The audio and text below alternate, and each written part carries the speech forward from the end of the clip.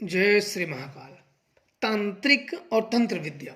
लोग मेरे से पूछे हैं, आज मैं आप ही लोगों को उत्तर दूंगा कि गुरुजी बोलते हैं वो तांत्रिक है, वहाँ गया तो उसने नहीं सिखाया, वहाँ गया तो उसने नहीं सिखाया। तो कुछ लोगों के आप लोगों को खुद ही समझना होता है। सब लोग अच्छे गुरु की तलाश में रहते हैं, तो आप लोग भी अच्छे तो बनो। देखो, जो अच्छे गुरु की तलाश में हैं और अच्छे गुरु के पास गए और अच्छे लोग हैं तो उन्हें सिद्धियां प्राप्त हो जाती हैं। जो सिर्फ गुरु को अच्छे के तलाश में है और वो खुद अच्छा नहीं है तो उसे कुछ नहीं मिलता है। गुरु तो अच्छा है, वही घटिया आदमी है तो उसे कुछ नहीं प्राप्त होता है।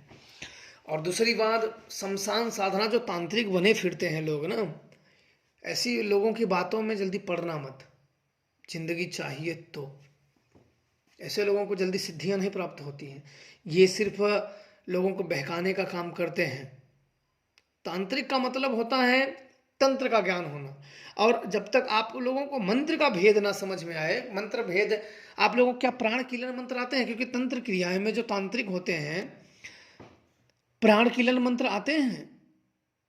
अघोर देवता की कृपा आप लोगों को प्राप्त है क्या? शिव डमरू मंत्र आते हैं? शिव त्रिशूल विद्या का पूजन का ज्ञान है क्या? 100 साधना में 100 के पैर के मंत्रों को कैसे बांधा जाता है, उसकी शिखा को कैसे बांधा जाता है, उसके हाथों को कैसे बांधा जाता है, उसकी टांगों को कैसे बांधा जाता है, कमर को कैसे बांधा जाता है, क्या इन सब का ज्ञान है आपको?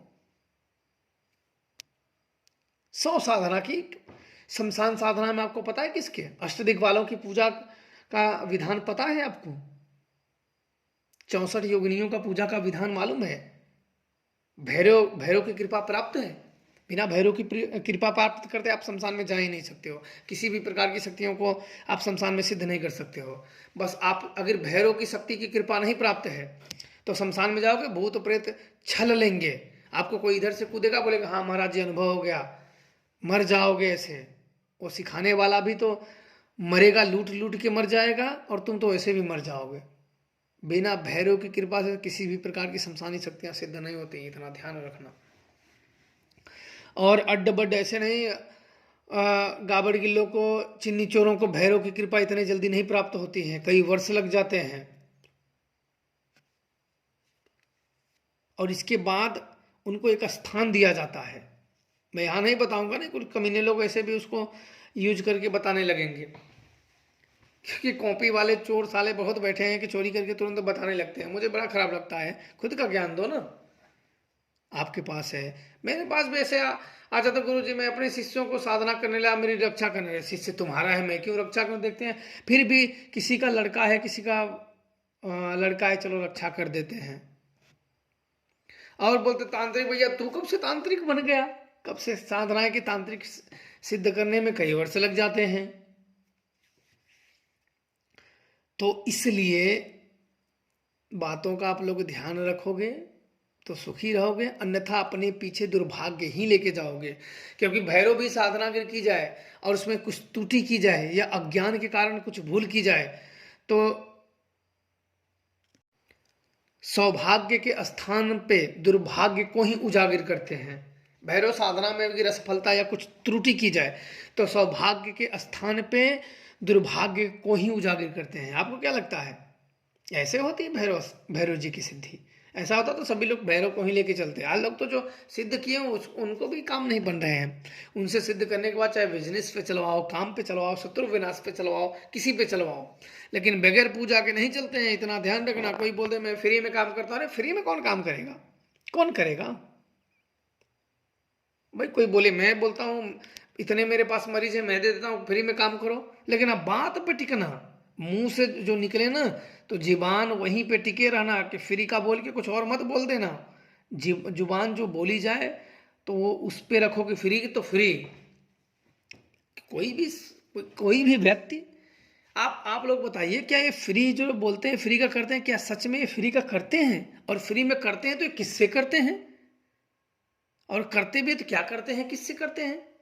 क्योंकि कोई भी शक्तियों को सिद्ध करने जाओगे तो कुछ ना कुछ तो आपको देना होगा, चाहे आप अभी सिद्ध करो या तभी।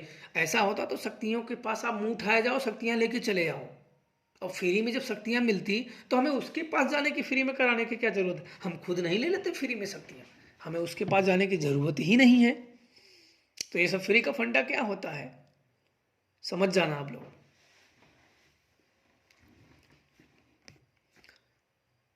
और सभी जगह पे गुरु जी गुरु जी गुरु जी कर मुंह मत मारना, गुरु एक ही होता है। नहीं, योग्य, आप के जमाने में योग्य गुरु मिलना बहुत ही मुश्किल काम है, एक रेगिस्तान में सुई ढूंढने के बराबर है, इतना ध्यान रखना।